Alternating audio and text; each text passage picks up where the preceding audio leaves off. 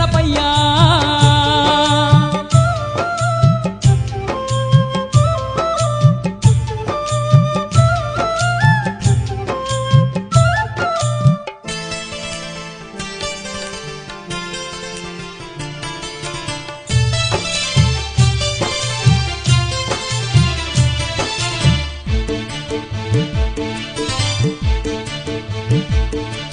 వెండి కొండలు దాటి భూలోకమే వచ్చి భక్తుల పాలిట బంగారు దేవుడై బావిలో వెలసావ వరసిద్ధి గణపయ్యా